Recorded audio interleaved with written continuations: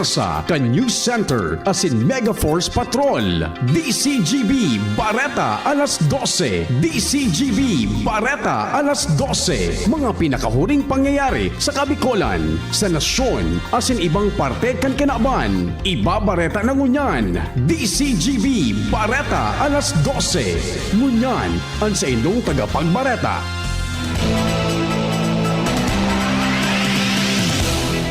Diyos marinood to sa Indo Gabos, mga tugang ngunyan na aldaw nin Sabado, Mayo 16, 2026. Inian Bareta alas 12. Ako po si Bert Nunez ang sa Indong makakaibahan. Headlines kan darakulang mga bareta sa lado lokal Tabaco City PNP. Ipinag-inganyar ang publiko na inuton ang pag-report nin mga insidente sa autoridad bago mag-video o mag-post sa social media. Ligaw City PNP, ipigdoon na nagresponde sinda tulos sa rambolan na nangyari sa Greenbelt Park, Kansyudad. DSWD Bicol nagdistribuir nin asistensya sa pamilya kan 5 nagadan sa banggaan nin pampasaherong bus asin sarong kotse sa Sorsogon. Legazpi City PNP arestado ang city most wanted person sa kasong homicide. Sa lado National Ombudsman Rimulya hinagyat si Senador De La Rosa na hampangon ang kaso kontra sa iya. Mrs. ni Senador Bato De La Rosa inako na inaprobitsaran kan sa iyang mister ang purutukan sa Senado para magdulag. Senador Bato De La Rosa aarestaron ing kaso magbalo na magdulag paluwas nin Pilipinas. DOJ naresibi na ang ICC arrest warrant versus Bato De La Rosa. Sa ibang nasyon, panibagong airstrike ang Israel sa southern Lebanon ikinalugad nin 37 katawo. Sa sports, Pinay tennis star Alex Ayala masabak sa Strasbourg tournament bilang preparasyon sa French Open. Yan po ang headlines, ngunyan sa detalyes kan mga bareta. Ang baretang ini hatod sa Indokan. Artresin Joint Supplement. Bumabagal ang galaw dahil sa joint pain at arthritis. Mag-Artresin.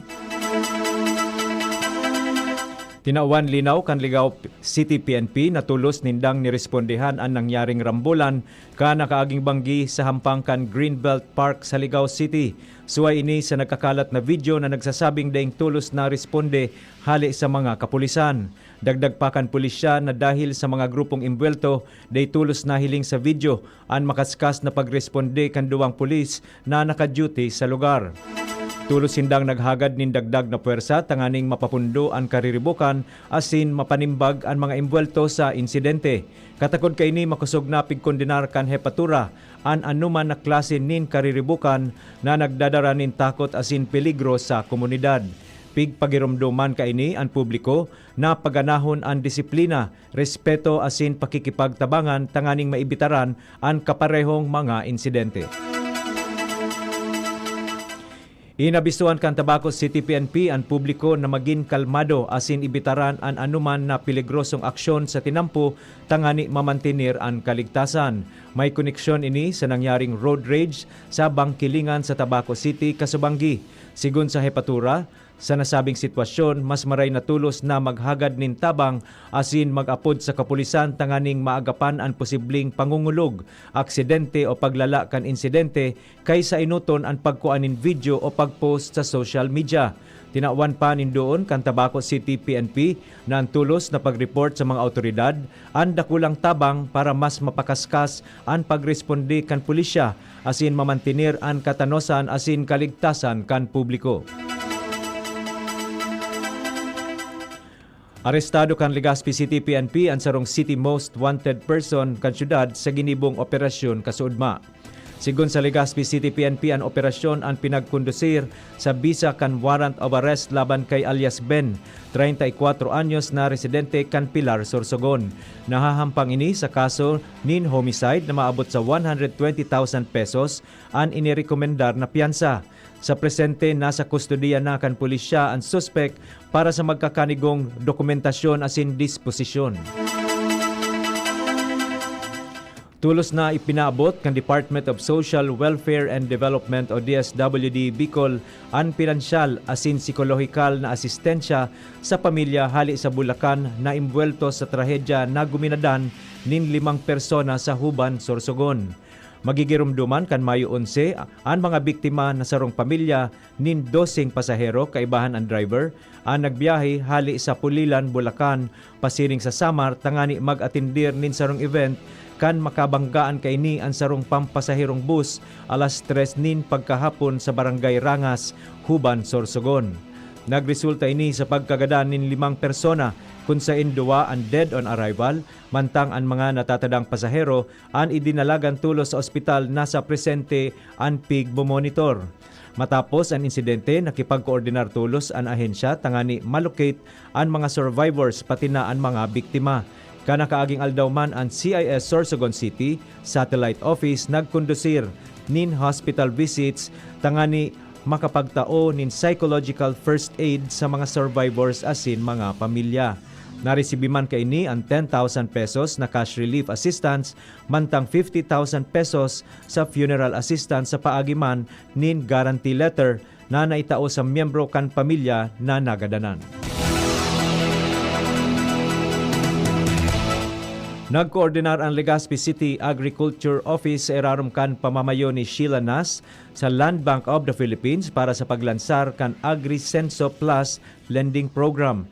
Sigun kay Nas maubot kan programa na makapaghatod nin tabang pinansyal asin pautang para sa mga saradit na paraoma asin parasira as agrarian reform beneficiaries, kooperatiba asin asosasyon kan mga paraoma asin parasira, small and medium enterprises asin mga agriculture graduates sa bilog na probinsya nin Albay.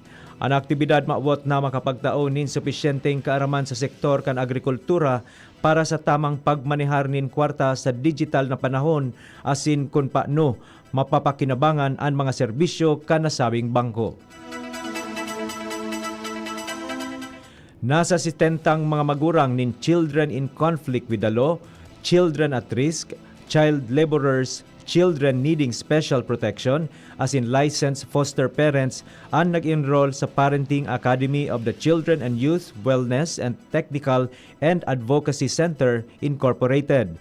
Sigun sa Kamalig Municipal Council, for the protection of children, maawot kaining makapagtao sa mga magurang nin oportunidad tanganing magkaigwan nin kaaraman asin skills na kaipuhanan para sa maray na salud asin positibong pag-ibahan sa saindang mga aki.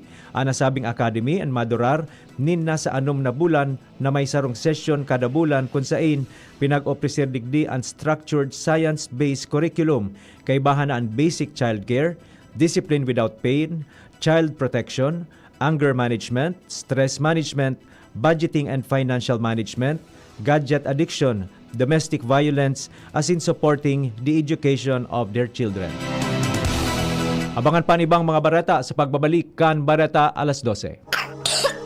Ubo ng anak, nakababahala, baka plema. Para dyan, Plemex for Kids ang pambato ko. Ang Plemex for Kids ay gawa sa lagundi. Tinutunaw at pinalalabas ang plema. Ginhawa para sa bata, peace of mind para kay mommy. Camille Prats Yambao po, nagfi-flex for Plemex. Pambatang lagundi, Plemex! Vitex Segundo L is the generic name of Plemex for kids. If symptoms persist, consult your doctor. Mamis, agapan agad ang ubo at plemang nakabara. Pambatang lagundi, Plemex! May iba't ibang karamdaman ka ba gaya ng high blood pressure, diabetes, sakit sa puso, sa kidney, sa atay, may myoma, na stroke, may gallstones, cancer at marami pang iba? Ang Amazing 4 ng Miracle Health Corporation ang subukan mo. Makakatulong dahil mula ito sa epektibong Amazing Trio at mas lalo pang pinalakas dahil sa Mega 1 na mayroong 21 sangkap. Subok ng nagpapalakas ng immune system at marami na ang mga natulungan na mayroong iba't ibang karamdaman. Huwag nang patagalin pa. Alina't magpakonsulta. Maaaring pumunta kay Doc Joey Bitito sa Barangay 18, Cabangan West, Legazpi City, kaharap lang ng Bangko Sentral ng Pilipinas. O tumawag sa 0998-975-8121 or 0917-853-8933 para sa free consultation sa natural medicine. Mapapanood din ang serbisyong natural, kalusugan at bayanihan sa YouTube channel at sa Facebook page na Doc Joey Bitito. Alam nyo bang may Liverade Pro? Liverade pero Pro, silimarin na, multivitamins pa. Ang Liverade Pro ay hepatic protector. With proper diet and exercise, it may help maintain liver health. What's more, ang Liverade Pro ay maaari ding makatulong sa treatment ng chronic inflammatory conditions tulad ng fatty liver. Remember, Liverade Pro. Liver up na tayo. Liverade Pro. Mabibili ang Liverade Pro sa lahat ng leading drugstores nationwide. Silimarin plus multivitamins is a generic name of Liverade Pro. If symptoms persist, consult your doctor. Proteksyon at tulong sa atay, Liverade Pro. May silimarin, may multivitamins pa. Liver up na tayo with Liverade Pro. Inihahatod sa inyo kang Department of Environment and Natural Resources, Regional Office No. 5, ang programang Kapalibutan Ta at Tamanon Ta. Kapalibutan Ta at Tamanon Ta. Programang magtataon ng impormasyon asin kaaraman, manungod sa satuyang kapalibutan, asin sa mandato kang Department of Environment and Natural Resources. Sa tunghinanyugon, kada Huwebes alas 11 sagkod alas 12 nin pagkaudto, Kapalibutan Ta at Tamanon Ta. Hatod sa inyo kang DENR Regional Office 5 asin kan istasyon na ini.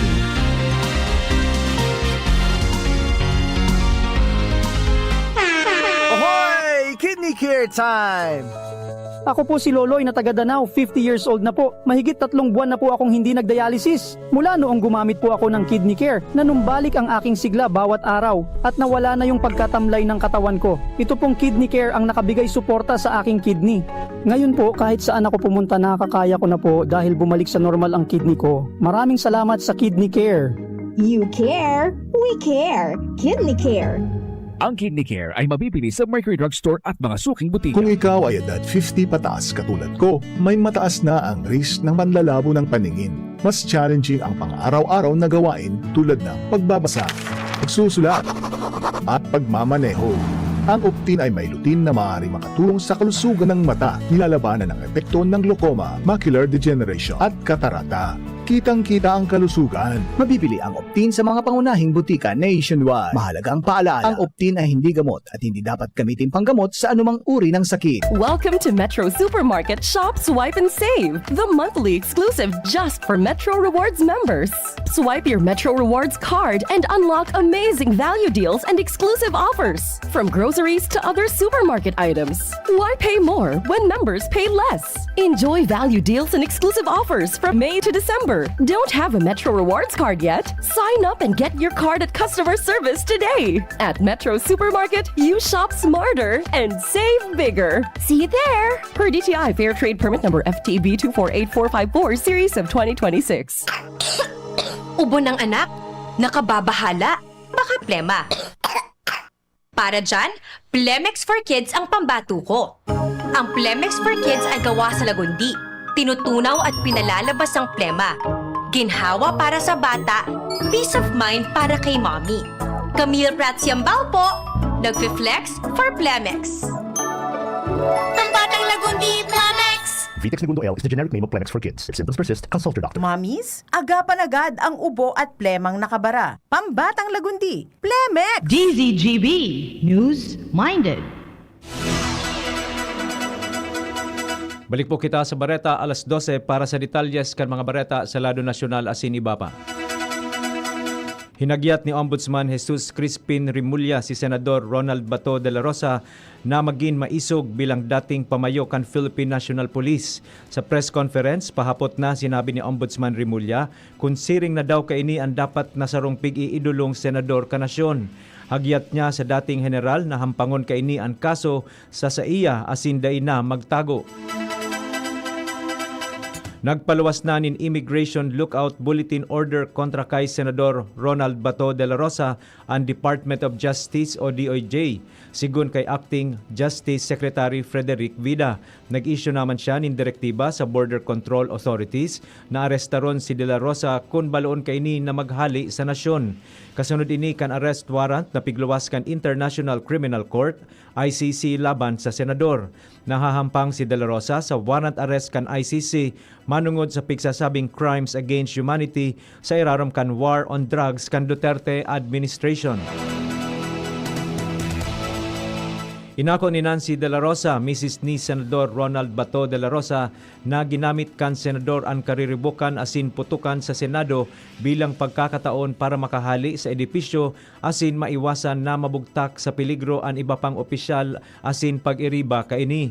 Sa press briefing kan Huwebes, ipighiras ni Senate President Alan Peter Cayetano ang ipinagdarang mensahe sa iya ni Nancy, may kinaaraman ka nangyaring putukan sa Senado kan Miyerkules na banggi. Sinabi kay ini na wara sa plano pero midbid niya an sa iyang mister kun kaya kinuha kay ini an oportunidad kan nagkakariribok asin nagkapurutukan. Kinonfirmar man ni Cayetano na nakahali na sa Senado si Senador de la Rosa. Base sa report, naghali ini bandang alas 2:30 nin maagahon kan Huwebes kay bahan si Senador Robin Padilla. Alagad kinontestar ni Cayetano ang paggamit kan tataramon na escape o pagdulag. Sinabi kay ini na dai nagdulag si Senador Bato kundi pinili kay ini na maghali sa edipisyo.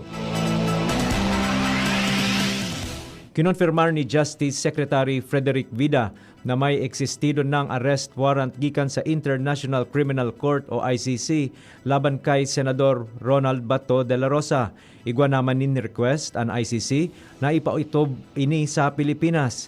Sigun kay Vida, naresibi na kan Pilipinas ang nasabing warrant as in request. Sigun pa kay Vida, piko-konsiderar na mockery of justice anuman ang pagbalong magluwas ni nasyon ang senador. Nagtaon naman siya nin direktiba sa Border Control Authorities na arestaron si De La Rosa kung babaloon na maghali sa Pilipinas. Ipinahayag ni Senador J.V. Ejercito na posibleng magbago giraray ang liderato kan Senado kasunod kan mga nakaaging pagbabago sa liderato kan halangkaw na sanga kang Kongreso. Sigun kay Ejercito, bukas ang anuman na posibilidad pag-abot sa liderato depende sa magiging sitwasyon asin suporta kan mga senador. Sinabi niyang ang leadership sa senador o sa Senado depende sa kamawotan kan mga senador. Magigiromdoman na kan Mayo 11 nangyari ang pagbabago sa liderato kan Senado matapos ang inapod na coup kan Duterte Black na nagpatalsik sa pwesto kay Senador Tito Soto III asin nagluklok kay Senate President Alan Peter Cayetano.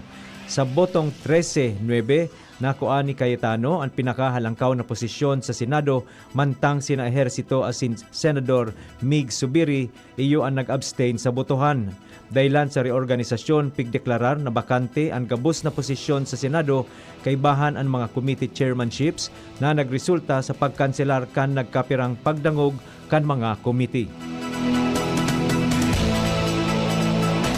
Siniguro kan Philippine National Police o PNP ang mas makusog na pagpatrolya sa banggi kasunod kan mga namamatean na rotational brownout sa man iba-ibang parte ka nasyon. Sinabi ni PNP Chief Jose Melencio Nartates Jr. na sinugo na niya ang mga regional asin provincial directors na pakusugon ang foot asin mobile patrols, partikular sa mga residential areas, kada oras nin pagkawara nin kuryente. Sigun kay PNP Chief Nartates na posibleng mag-itaas ang insidente nin krimen arog kan akyat bahay, asin iba pang street crimes kapag madiklom ang palibot dahil sa brownout.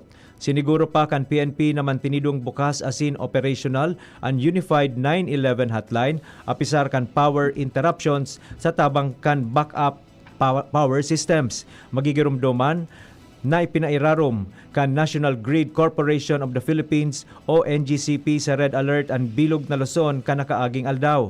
Dahilan digdi, pigkakarkulong maabot sa sobra 320,000 na customers ang pwedeng maapektaran kan rotational brownout sa mga probinsya kan Bulacan, Cavite, Laguna, Metro Manila, Pampanga, Quezon, asin Rizal. Bareta sa ibang nasyon, day mababa sa 37 katawo ang nalugadan matapos ang panibagong airstrike kan Israel sa southern Lebanon kan Mayo 15. Mantang nagpapadagos ang ikaduwang aldaw nin ceasefire na pinapanginotan kan Washington DC. Sigun sa Israeli military, tinarget ninda ang mga infrastruktura kan Hezbollah sa Tyre asin kataning na lugar. Mientras na kinundinarman kan United Nations Humanitarian Coordinator sa Lebanon, ang padagos na bayolensya asin sinabing dapat aprobitsaran ang diplomasya para pugulan ang paglala kan krisis.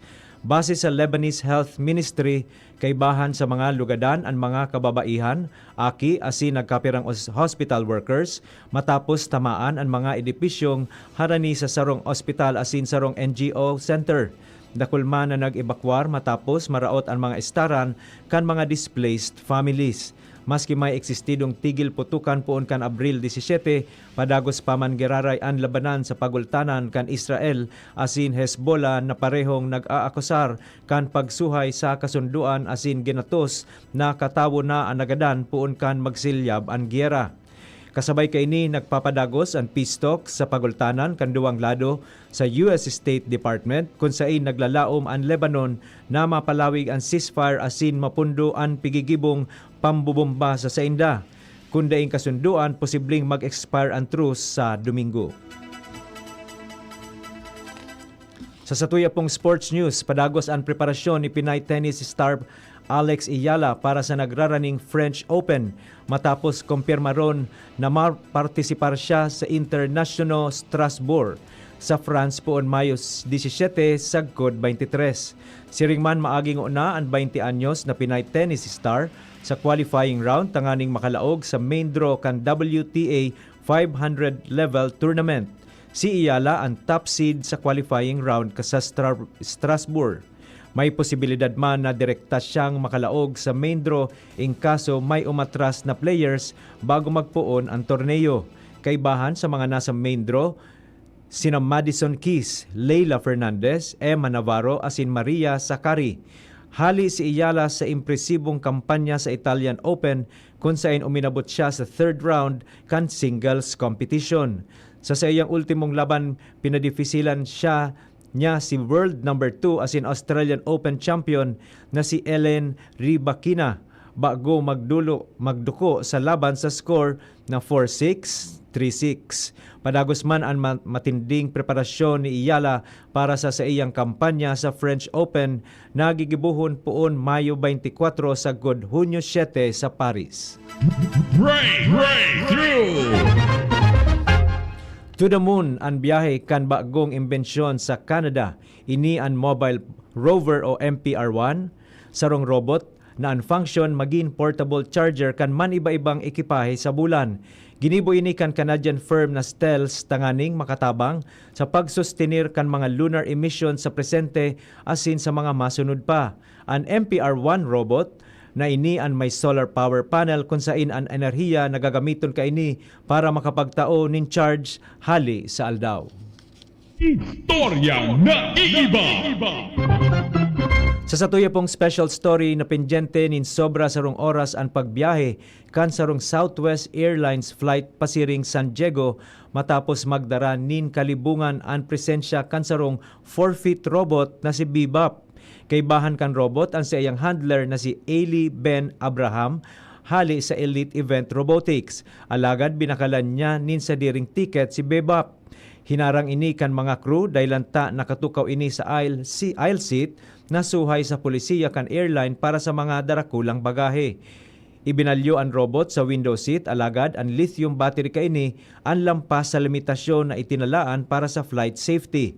Tinugutan sana na makahali ang eroplano matapos kumpiskaron asin tangkason ang nasabing baterya. Nakaabot man si Bebop sa Chicago matapos padarahanin bagong baterya via overnight shipping. Flashback! Ngunyan aldaw Mayo 16 taon 1998 sarong sulo na nagdurar nin 23 oras asin guminadan sa 25 persona ang nangyari sa Lung Center of the Philippines sa Quezon City. Uminabot man ang sa National Kidney and Transplant Institute na nagpuwersa nin evacuation sa ospital. Kadaklan sa mga nagadan ang mga pasyenteng natrap sa surgical asin medical intensive care units kung saan sigun kay Lung Center Head of Medical Services Fernando Melendres pinagbalo kan mga bombero na laogon ang nasabing units alagad sinabat sindan nin mahihibog na aso init asin nasusulo na mga debris. Mga tugang yan na po ang kabilugan kan sa tuyang alas 12 mga bareta tinipon asin kinalap sa DCGB News Base. Sa pangaran kan mga nagsurat kan Bareta na pinamamayuhan kan sa tuyang News Manager and News Director Sir Mar de la Cruz, kay ba si Miss Nicole Ann Gloriani, Social Media Writers Miss Jenny Matthew Balyaran, Miss Shara Mileron asin Mr. Gimos Barrios, sa lado technical kay banta po si Sir June Napolis asin si Mr. Jerome Nico Martinez sa tuyang IT. Sa ngaran po kan bilog na tropa kan Megaforce Patrol, asin sa pangaran kan mga nag-aantabay sa DCGB News Facebook page, DCGB YouTube channel, DCGB Live app, asin sa 729 kHz sa dial kan sa indong mga radyo. Ako po si Bert Nunez, ang sa indong tagapagbareta. Abangan po ang masunod na programa, Iskaramusa with Miss Angel Mostasa. Always number one, always DCGB. Always at your service. Salamat po. Thanks for watching. Happy Sa weekend. indong nadangog, ang mga darakulang bareta, ngunya na aldaw, ang tabayan ng giraray sa aga, ang sarupang edisyon, kan DCGB, Bareta alas 12. Abang